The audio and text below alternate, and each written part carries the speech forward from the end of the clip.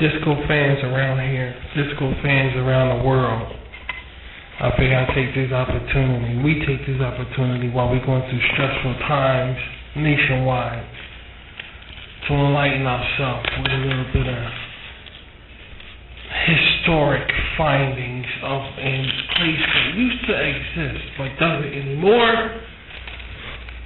Only in spirit it exists, and only in imagination it exists. And that place is familiar, is the cousin of disco,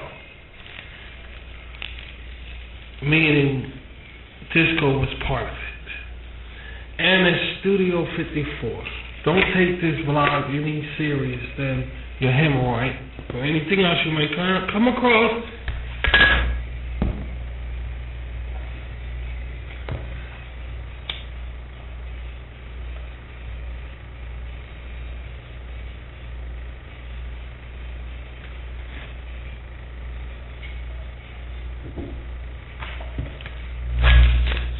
And we might not be reading right.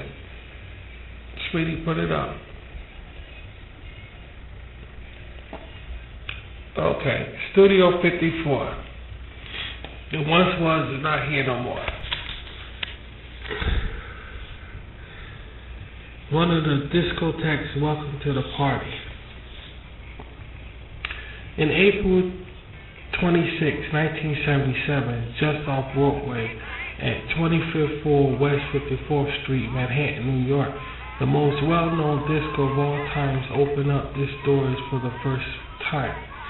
The club would soon become the home of the rich and the famous and the fashion-packed. The club was, of course, Studio 54. But even before the club and its prominent guests moved in, this is now legendary address, already the home of one of the world's greatest disco labels, West End Records. I thought I didn't really know what that part was.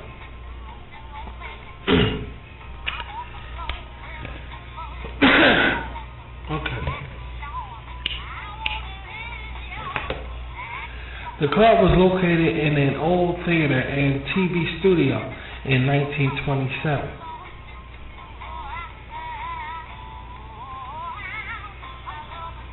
When the building was just built, it was the home of the San Carlo Opera Company. It was then followed by theaters like the New Yorker, Casino de Paris, Federal Music Theater, to finally, in 1943, become a TV studio of Columbia Broadcasting Company, CBS. CBS used the place as a soundstage for radio and television, and from the studio, successful shows like the Johnny Carson Show, Beat the Clock, and 64,000 Questions were broadcast. The CBS people called the place Studio 52, since it was their 52nd studio, and it was not called Studio 53 as stated by many sources. Because of the premises formerly used as a TV station, the name for the new club was first meant to be just Studio, but since it was used to be called Studio 52 by CBS, and it was located in West 54th Street, someone came up with the name Studio 54. The choice wasn't hard. This was the name. Many people have been interested in turning the old theater into a nightclub, but it wasn't until two became owners, Steve Rubel and Ian Stranger, please forgive me, saw the place something really happened. They loved the place at once, and only a week after they first saw it, they had signed the lease. Both Steve and Ian had been working in the nightclub business before they managed to hit it off big time with the studio. They had also been in the restaurant business for a long time, and they currently own the nightclub Queens, called the Enchanted Garden. In the Enchanted Garden, Steve and Ian had a very talented DJ playing a guy who is the pioneer DJ, Nicky Sanio. Nicky started playing at the Steve and Ian's Club in 1976. In about 2 weeks before they opened up Studio 54, they hired Nicky as one of the new Club 2 restaurant DJs. The other resident DJ was a guy called Richie Kastner. Steve and Ian also had a third partner, Jack Duty, who was a professional retailer, and in real estate, he was the new nightclub's financial banker.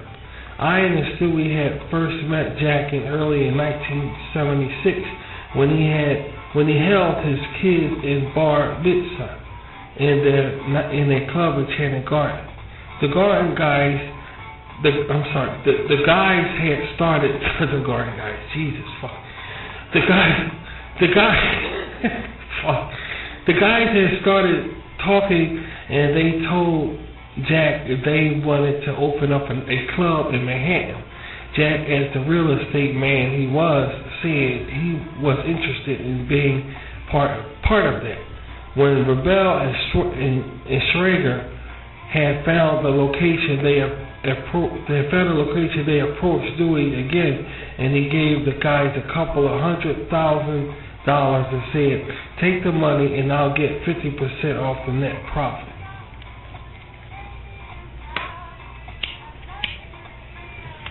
Yeah, fair enough.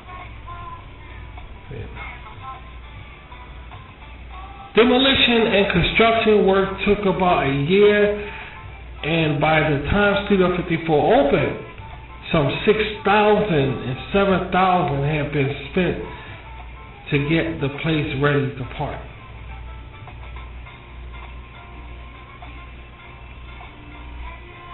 For the premiere night of the Studio 54, the guys hired this girl and party promoter named Carmen D'Elsa to invite the right people for the grand opening. Steve and I had met her at their former partner Maurice Braham's club, Infinity. Carmen got the job as the new club PR manager, and she had also been working with Steve and I earlier at the Enchanted Garden. Time went closer and closer to the opening night. Some 5,000 invitations were out, and people were working day and night to get the place ready in time. Then, in April 26, 1977, the day was there. People were still working in the club when some of the invited people started gathering outside the club. And about half an hour late, the club opened up its doors for the first time. There weren't much people entering it this early hour, but within a couple of hours, the place was crowded, and outside the doors, it was chaos. Even people with invitations couldn't get in. Excuse me. Okay, the club was huge, about 100 meters long and 80 meters wide, but it still had its theatrical feel, not only by the spectacular people who went there, but also because of the balcony and stage was still there. In the balcony there were sitting areas with tables, and beneath the balcony was the huge Partique disco floor with all its stove-lit columns that descended from the ceiling and its pumping music. Around the dance floor there were silver baskets, and the mirrored diamond-shaped main bar was located under the balconies.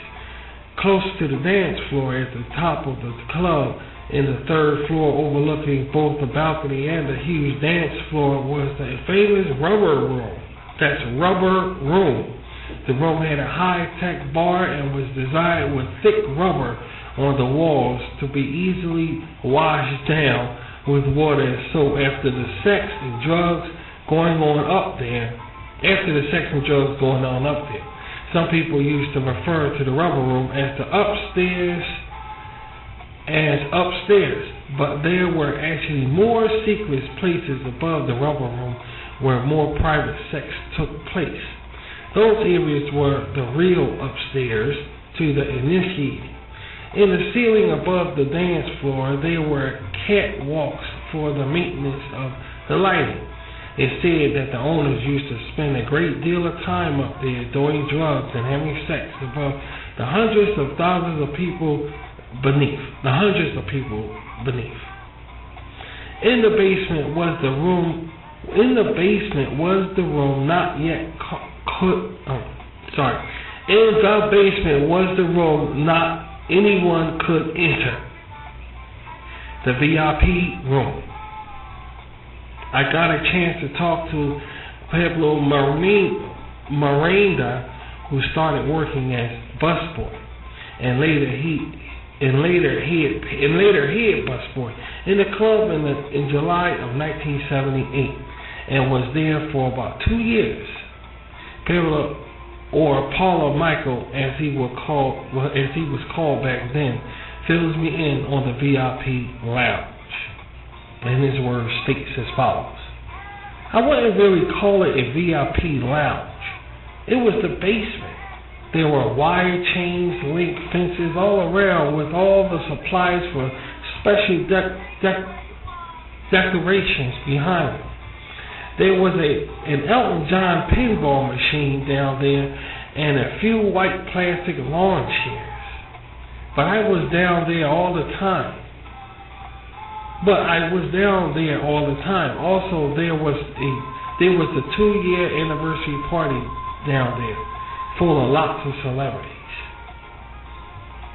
Richie Kaiser was the DJ playing this opening night, and the first song he played was Devil's Gun by CJ and Company. Richie also the DJ played in the weekend, and Nicky Sano played the second night and in the weeknights. Nicky wouldn't play weekends at the studio since he owned his own popular New York club, The Gallery, and was playing there in the weekends. It was also Nicky who played the night of the famous Banneker Jagger birthday bash in May 1977, in which she rode into the club on a white horse, led by a naked body painted guy. What's surprising is that while a DJ like Larry Levine was well known among the crowd of the Paradise Garage, not many people knew the names of the resident DJs of Studio 54. Parallel added about the DJs. Richie Kaiser was the DJ during the time I was working there. He was truly amazing. He would blend a song for a good 10 minutes. It never was seamless. You will never know the song changed. Nowadays they blend about 10 to 30 seconds and not very well good. I got really spoiled at 54. Nicky worked at 54 for about half a year. Then he actually got fired because he preferred to spend hours in the bathroom getting high on drugs instead of getting high on playing records in the DJ booth. This Nicky told me himself when I got the chance to speak to him. But for the record, I also want to tell you that he stopped taking drugs many years ago. Nicky also had so many memories from the studio that it would take a whole book to tell it all. But when he played the famous birthday bash for Bianca Jagger, was probably his most precious memory. That night was really a blast, he told me. He also told me a little bit about the owners of Studio 54, Steve and Ian. Steve was straight when I met him. Ian was always the level-headed businessman, and he was straight all the time. I love them both. Steve and Ian were really good to me, and I will always consider them great supporters and friends. He thinks a little more and continues. Yes, there was also this celebrity lounge at 54 that made Sodom and Gomorrah look like a kindergarten. The VIP lounge. It's called the VIP lounge. The studio also had its own door policy. They wanted to get a perfect mix of people, which actually meant that even celebrities was stopped at the door and didn't get in. This young guy, Mark Bennett, ruled the door and was instructed by Steve to mix a perfect salad every night. That way, it didn't matter if you were famous or not. You just had to fit it at this time. The doorman Mark even became more famous to the guests of the Studio 54 than Iron Stringer. Steve was also often in the interest selecting people to let in. Steve was also often in the interest selecting people to let in, and it seemed that Steve once didn't like the shirt a guy was wearing. He told the guy he wouldn't get in with that shirt on. The guy asked if he could get in if he took it off. Steve said yeah, and the guy took it off and was allowed to enter the club bare-chested. That was cool. So it was basically just a question of matching what Steve and Mark was looking for to add to their salad for the night. Some people tried desperately to get in, and there's actually another true story about this guy who got stuck in the air duct in his attempt to enter the nightclub, one way or another. I heard about that. I heard he died. He started smelling this odor. I said, what stinks in here? You know, the guy died, but they tried to sneak in the place. Crazy shit. I asked Pebble about the salad door policy, and as he says, it's what made the club so popular. Working there meant I had no worries, and it made me feel special at the time. Not matching the salad of the day was what happened to Nile Rodgers and Bernard Edwards of Chic. We heard their story. And they freak out and freak out. Alright, that's them guys. When the guys were contacted by Grace Jones, who wanted them to work with them for her next album, Grace invited them as her guests to her gig down at the Studio 54. It was New Year's Eve in 1977. The guys were all dressed up and it was snowing and freezing cold. When Niall and Bernard got to the club, the doorman couldn't find their names on the guest list. Now Bernard explained that they were Chic, freaked out, and that Grace Jones was expecting them, was waiting for them, but the doorman just wouldn't let them in. In anger, they went back to their home to Niall, they went back home to Niall, and in just 25 to 30 minutes, they wrote a whole song they called "Fuck Off." That was the original way to sing that song. Was "Fuck Off," because they was pissed off they didn't get it. It was like "Fuck Off." Okay, it went like this. Fuck off. So you see it right there. You see it went like this. Fuck off. So they just know this was a hit song, and they, of course, had to change the title to be able to release it. So they changed the text and that line to freak out. Let's freak out. And their biggest hit was, in fact, Lee Freak. The song topped the United States charts for 6 weeks, and Lee Freak became Atlantic Records' biggest selling single ever. It also became the third biggest single in the music industry. It's still the most sold record ever in Canada, and the single sold over 6 million copies only in the United States. But after 6 million copies sold of the single, now Bernard chooses to stop the single to to not have it cut down the album sales. Who knows how big it would have become if they hadn't stopped it. Wow. But now Bernard got their revenge. Now Bernard got their revenge. About 1 year later to this episode at Studio 54, everything related to the club and its name was a big industry. And at the time, Iron and Steve were credited as executive producers of the Casablanca Records double LP called A Night at Studio 54. The top tune and first song out of this album was no less than Le Freak. Iron and Steve thank their guests like this in the album. To all our guests at Studio 54, whose energy made this record possible, our sincere thanks. Besides the great Chic track, the album included other great disco songs regularly played at the club, like I Love the Nightlife, I Like the Boogie, Disco, called Disco Ramp, Alicia Bridges, Let's All Chant, Michael Ziegler Band, YMCA, Village People, YMCA is what I think I don't want.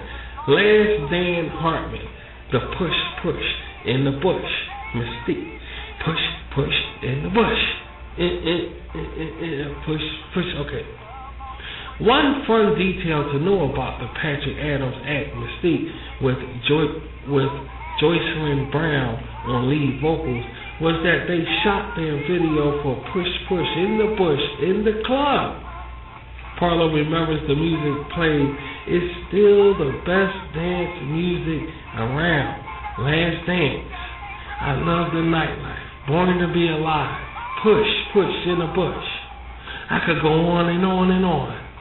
What made the music so special was the light show that went with it. As the music became more alive, so did the light show. Wow, that would have been nice to see. Yeah. Another fun detail is that besides Le Freak, which originally was a hate song of Studio 54, there were also many other songs mentioned or referred to the disco mecca. In Dennis Parker's New York by Night, he sings, at Studio 54, they're waiting at the door. Can't get in, just can't win. This is New York by the night. This is New York by the night. So get ready for the time of your life. Amanda Lear got famous for her song Flashing Pack, in which she sings, hustling at the door to get in to Studio 54, like the dancing on the floor and Bianca walking through the door. Mick Jagger, written of Blame It on the Boogie, wrote the song 54th Street, in which he sings about a club in Manhattan, United States, where they are dancing in a studio on 54th Street. As said before, everything related to the club and the Studio 54 name was a big industry. You could even buy yourself a pair of Studio 54 jeans. Wow. The stretching on the back pockets, which every brand tried to find its own unique one. Even said 54 in the studio's logo style. Wow. The name and got a belch. Excuse me.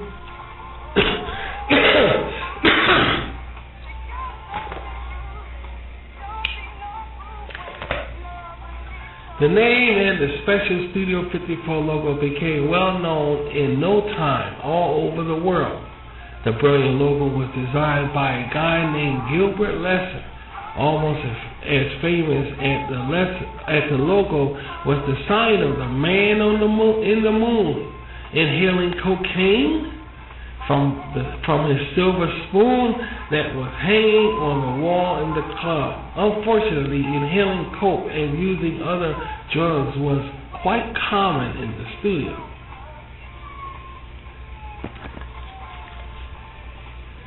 But this wasn't something special for Studio 54. This wasn't something special for Studio 54. At this time, drug abuse was kind of common in all clubs. Drug use was like a lifestyle back then. Probably all the money in all the clubs, famous and regular guests, attracted people selling them. Some of the regular guests at Studio 54 were people like Andy Warhol. Not all these famous people had to try to get in through the main entrance. No, there was actually a VIP entrance on the back side of the club from 53rd Street. This was the entrance where the staff and the true VIPs got in. As so many celebs frequented the club, I had to ask Pablo, who actually had met most of them, if he had any comments on some of them. Pablo, if he had any comments on some of them, oh my God. Alright, here we go. As so many celebs frequent the club, I had to ask Pablo who met most of them, if he had any comments on some of them. What kind of fucking shit is that? Alright, anyway. Pablo, every celebrity was extremely nice, all except Sylvester Stallone. He was on some sort of edge trip. He had bodyguards all around his banquet, wearing bell-bottom jeans with Rocky embroidered on the ass. He didn't want to be bothered by anyone, not even me. Who was his busboy? He didn't want me in his area cleaning up. Robin Williams was a hoot. I danced with Valerie Harper for half an hour, and Sweet Lady Margaret Hemingway gave her plastic heart on Valentine's Day. She was there before the club opened, and I got there late that night, and there wasn't any left. They were part of our costume that night, so I had to have one.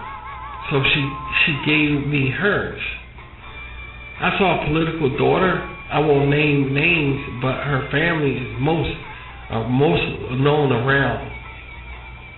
Mostly not known around anymore. I won't name names, but her family is mostly not around anymore. Okay, wearing a white t-shirt and baseball cap, snorting cocaine. And I thought, if I had a camera now, I'd make $1 million selling the picture. I bet. Yeah, right? Have you got any such memories of some celebs? Elton John was there on one Saturday night and tried to pick up Patrick Taylor, another busboy who was straight, and I guess I was the next best thing. He asked me to go to his hotel room with him. I said thank you, as I was a Saturday night and only around 1, and told him I had to work all evening. About 5 minutes later, Michael Overington came over to me, tapped me on my shoulder, and told me to get to my things because I was leaving with Elton John. I did, and had a wonderful time. That's all I'll say about that evening. Liza Minnelli concerned me in the employee dressing room. Oh, you can't. People say anything. It's just fun to read this shit, but maybe it's true, I don't know. Liza Minnelli concerned me in the employee dressing room and told me that one time she was in a limo going to do a concert at Madison Square Garden. She was drinking some champagne, and all of a sudden the disco version of Somewhere Over the Rainbow came on the radio. She said it made her furious and threw the glass of champagne against the wall between the front and the back of the limo. She then said she realized how much the public loved her mother to contemporize the song. She burst into tears and cried all the way to the concert. Many celebs kept coming back to Studio 54, and in an interview, August Dorrell confronted Dr. Blizzard's original Savannah band and leader of Kid Creole and the Coconut Remembers. We used to hang out at Studio 54 so much that we would have been paying rent. In England now, they have all these rave parties. But when people say there's nothing like a rave, I say I saw all this in 1977 at Studio 54. I have to say my favorite club was Studio 54. It was so decadent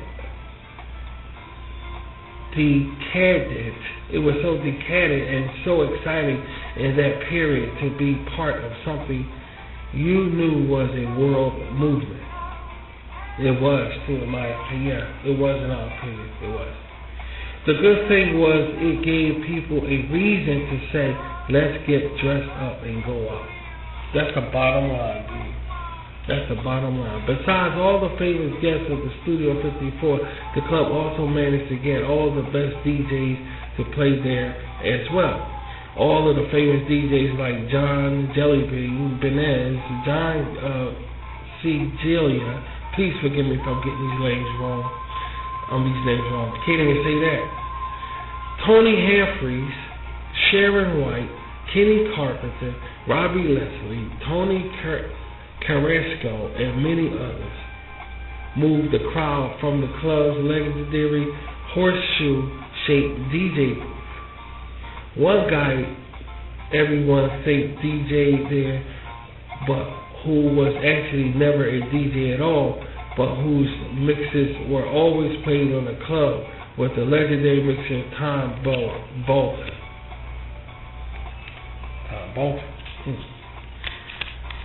Alright, the club had a superb sound system, built and designed by some of the best people in the business. LRA Richard Long and Associates. Richard was also the one who was responsible for the sound system at the Paradise Garage,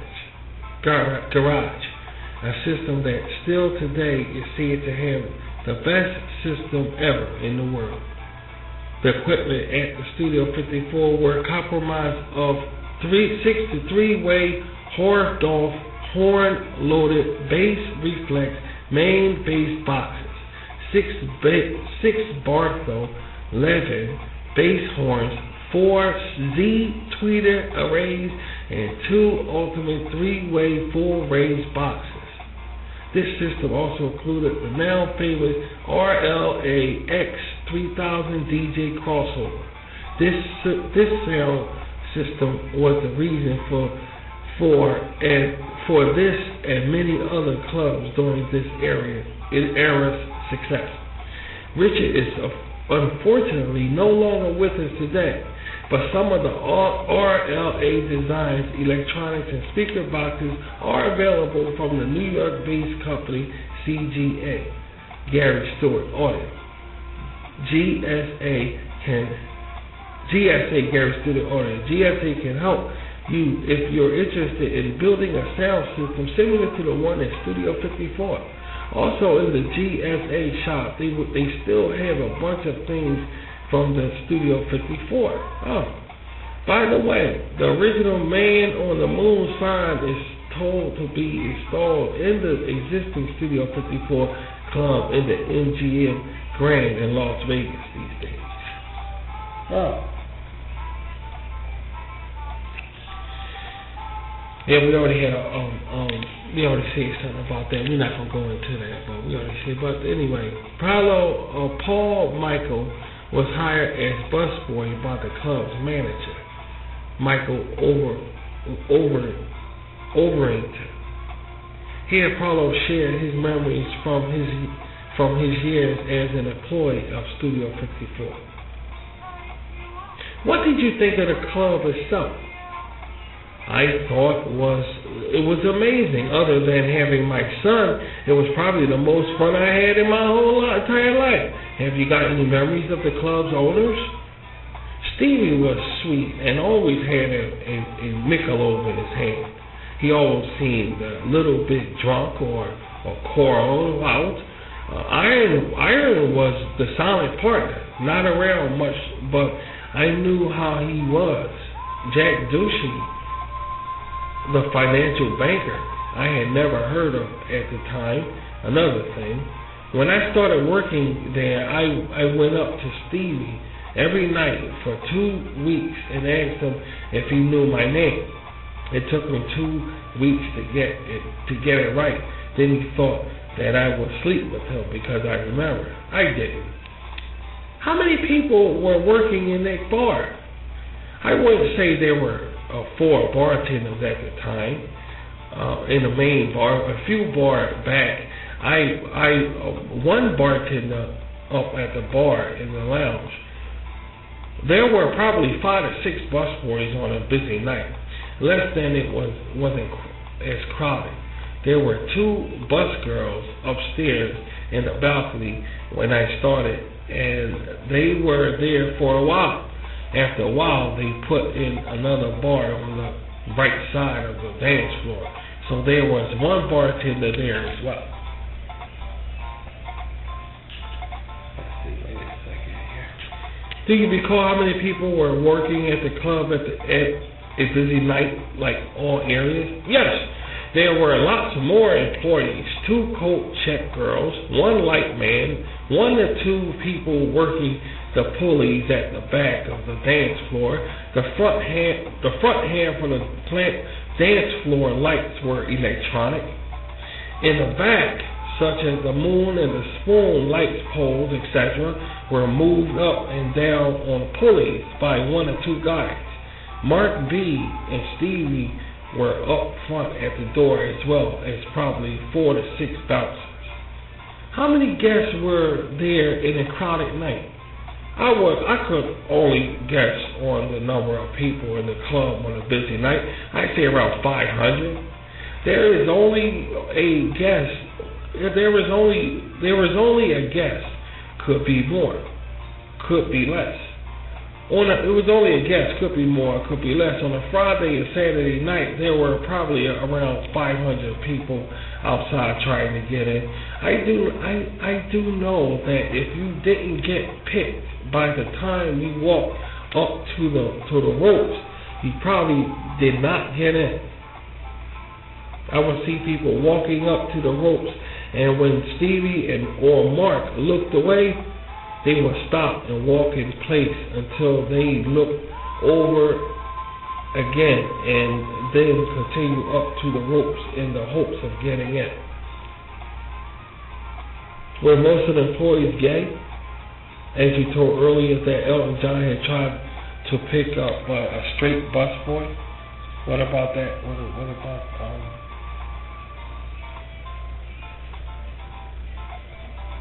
were most of the employees gay? Most of the employees were gay. There were a few straight boys mixed in. So were there many people trying to pick you up? Yes, all the time. The busboys were looked upon as like Playboy bunnies. Everyone was always trying their best. The balcony has become legendary through the 54 movie. Any comments on what went on in the balcony? Not much went on in the balcony that I was aware of. Some making out and a bit more, but it was nothing like the movie. You must have lots of other memories and stories from the club. Anything you can tell us?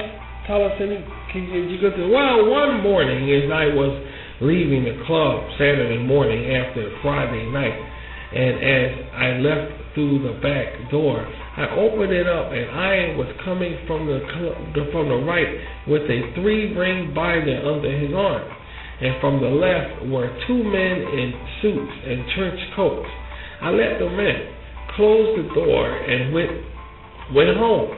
I had a lot of cocaine and drugs for that Saturday night.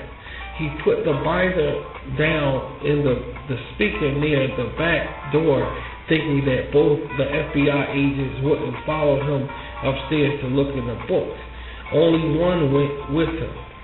The other stayed downstairs and sat on the banquets. The bank was at the back of the dance floor. The guy got bored and started flipping through the binder and found the drugs, and the rest is history. Have you got any contacts with any of your former colleagues at 54? I found websites where Sandy Lynchfield was listed with some friends, and I tried to contact him, but never heard back. Mark Bank seems to be eyeing his eyes and years at Clifton Hotel here in San Francisco. I spoke to him, and of course he didn't remember me. I was hot stuff back then, and I was just a peon. I am also in contact with one of the busboys, Jeffrey. He's here in San Francisco as well. Later, I got in touch with Milestorm, and he also worked with Palo and others at Studio 54. Tells me I worked, but mostly played at studio, as everyone who went there called it. From 1977 to 1982, and I was known as Lenny 54. Steve didn't like the name Milestone because he said it sounded too foreign, and we already had Regal and Miranda. I was originally hired as a busboy and bartender, but I was an entertainer and was instructed by Steve Bubble to wear as little as possible, plus flirt and be as sexy as possible with everyone. The movie 54 was a Disney movie compared to the real Studio 54. The place was so decadent that my grandfather, who spoke only Italian, thought I was working in Satan's place. During my first few years of working there, Stevie would instruct the security to watch me carefully and report to him on what drugs I was seen taking. If I drank booze and if I was seen having sex with anyone or leaving with whoever, he wanted to know my every move, so I would be as bad as possible, and he loved it. Milestone, that's what it says, whoever, he wanted to know my every move, so I will be as bad as possible, and he loved it. Milestone also sent me some of his own personal photos from inside Studio 54. The party went on great for the club, and people were saying this was the best thing that ever happened to them. And that this will last forever. But as everything else, the success story of Studio 54 also had an end. Jack Ducey had tried to convince Steve and Ira to give up the black economy of the skin and go legit, but they just wouldn't listen. Then in 1979, Donald Moon, a former employee who had been not very tactful, fired by Steve, used his knowledge of the black money to turn the feds and IRS on the owners. In the late spring 1979, Jack approached the Fed and pleaded guilty to one single point of tax evasion, and in the end of June, Steve and Ira also was charged with skimming $2.5 million. In December 1979, the IRS arrested Steve Iron for withholding of taxes, and the club was also said to be essential for cocaine distribution. The two owners never thought they would have to go to jail, but they were sentenced to 3.5 years in prison, and February 1st, 1980, they were behind bars. After having informed on and turned in some of their ex-partners and competitors, they got their time cut down to 13 months. The club liquor license expired in February 28, 1980, just 28 days after Steve Iron went to jail, and a new license will take 18 months to get. This was devastating to a club like 54. No booze, no guests, and papers claimed it was Sylvester Stallone who had the last legit drink. Then in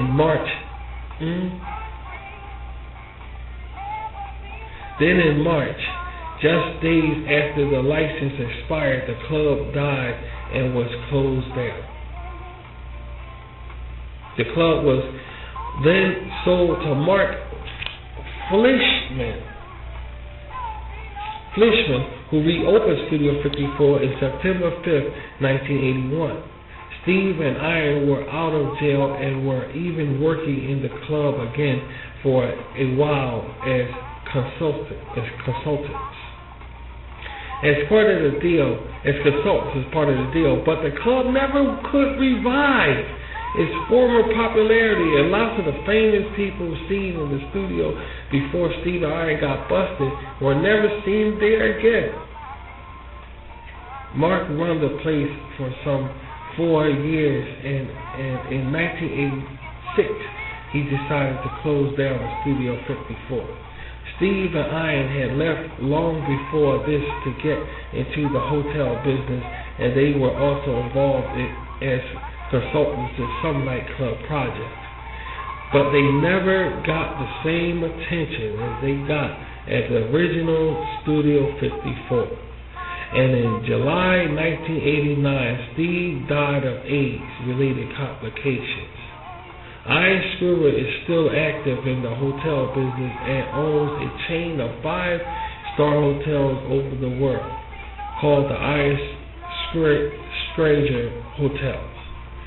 Among these hotels are the famous Cliff Hotels in San Francisco, the Paramount Hotel in New York, Miramar in Santa Barbara, and the Sanderson in London. Photographer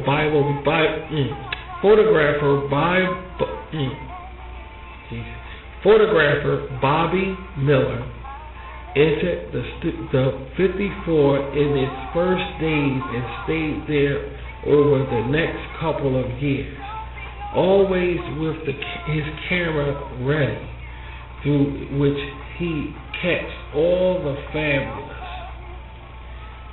photos of people. It says fabulous, then it has the exclamation part, but I don't know why they did that. They should add a comma. To catch all these fabulous photos of the people frequently entering the club. His legendary pics have been seen in lots of magazines all over the world, and in this book, he has put some of them together with his own notes and memories attached to them.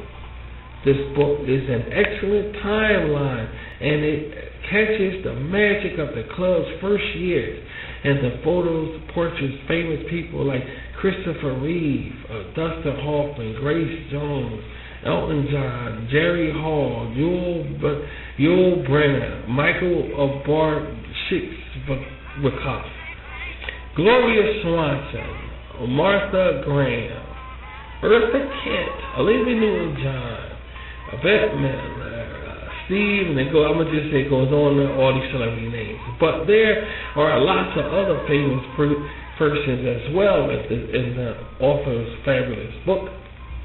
Here's your chance to get hold of Bobby's out-of-print book, Fabulous. The photograph is A signed copy is wonderful and hard to find cover. So that's a book for sale. What happened to the club? What happened to the club?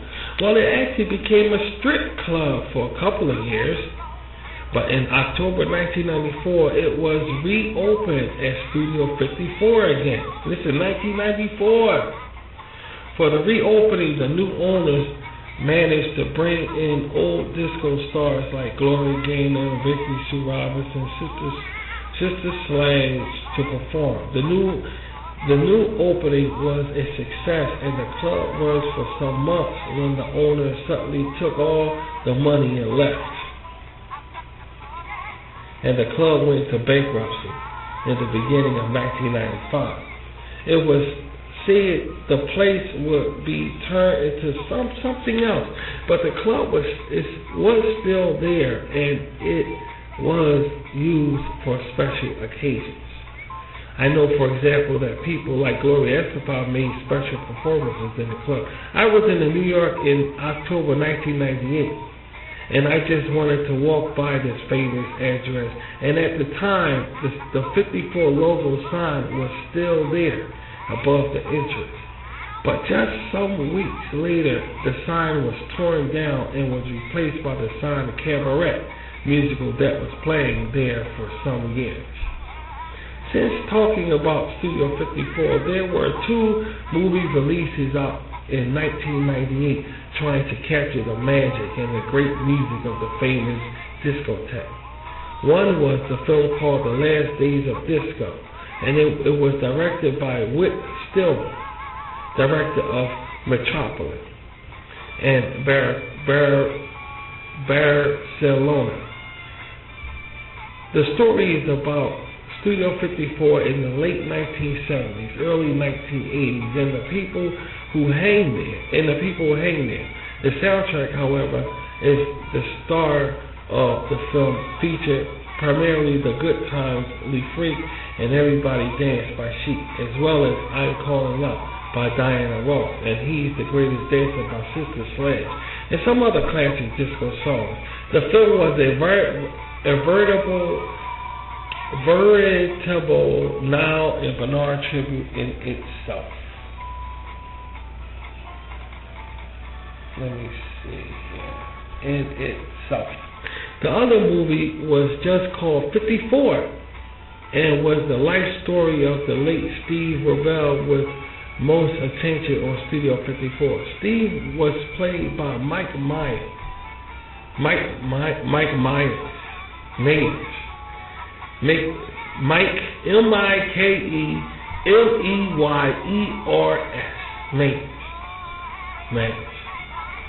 Waynesworth. And the ever so great Neve Campbell also had a leading role in the picture, together with Lauren Hutter. Some of the scenes for the movie were actually shot at the original Studio 54. That were some exterior and lobby scenes. With this movie, it came no less than 2 hours with great music, of course. There was a one-sheet track. Dance. Other of the great disco songs on the album were Keep On Dancing, Gary's Gang, The Boss, The Adderons, Vertigo, Relight My Fire. Dan Hartman, rest in peace. Move On Up, Destination. I got my mind made up. Instant Funk, Don't Leave Me This Way. Thelma Houston, Come to Me. France Lojoli, Take Your Time, Do It Right. SOS Band, Spank, Jimmy Bohorn, and Heart of Glass. Blood. With the 54 album came also the new hit If You Could Read My Mind by Stars on 54. A constellation of Ultra Neat, Amber, and Joyce Enrique in Vagrants. This is actually a cover of an old Val Willis song with the same name. I'm terrible with names. Just please forgive me. It's terrible with reading. Anyway, many people have also asked about an instrumental song that is played about 7 minutes into the movie. Just when Sharon enters the club for the first time, the song is "The Break" by Kathmandu, and it's not featured in any of the 2 soundtrack CDs. Very inspired by the 54 movie was Pet Shop Boys' video to their hit song New York City Boys, released in October 1999. The storyline is similar to the movie. This guy dreams about going to Manhattan. Let me move it up so we can read this here. Give me a second here. Alright. That's the thing. The storyline says the storyline is similar to the movie. This guy dreams about going to Manhattan and to the Studio 54. Finally, he gets there and everyone is there.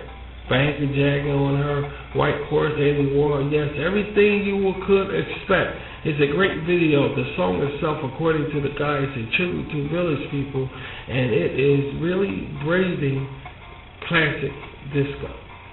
The boys have been working with famous remixer David Morales, and together they have made a great song. It's not only the Pet Shop Boys who have been inspired by this legendary club. Even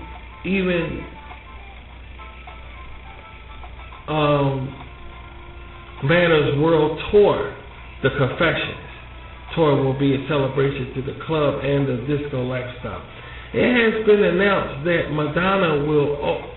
It has been announced that Madonna will be creating hedonistic scenes from the notorious nightclub in a stage set for her tour, along with loads of disco mirror balls. 54 will make a great background set for her disco-influenced music with her most desirable release of a long time, Confessions on the Dance Floor album. Okay, give me a second here. Even though Stephen Rebel and Irishman's empire only lasted for 33 months, I said Ivan Stranger's empire only lasted for 33 months. It was an ordinary in music, money, glamour, and drugs. There were endless number of unforgettable parties, and all the right people were there. Studio 54 is an icon of the disco era, and it was without any doubt as important to disco as the engine is to a car. Without it, it wouldn't run.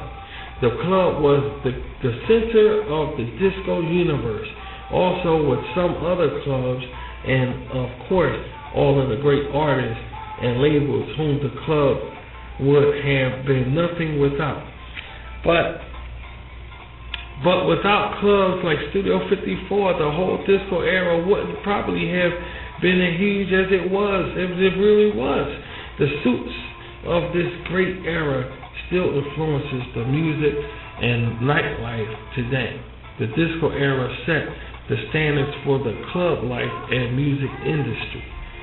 Many people have wanted to open up the club again, and in June of 2001, part of the legendary club was reopened as upstairs at Studio 54. It's a former balcony which, back in the club's later days, were strictly celebs only, that has been turned into a club again. Saturdays at the club has been told to be among the best places in town again. It's not only the complete legendary club that's reopened, and the space has been used for conferences and special appearances as well as a theater. The Broadway success Cabaret was played there for a long time, and in April 2005, a streetcar named Desire was set up in the former club. This was the story about the most famous club of all time, Studio 54, the center of the disco universe. Thank you very much.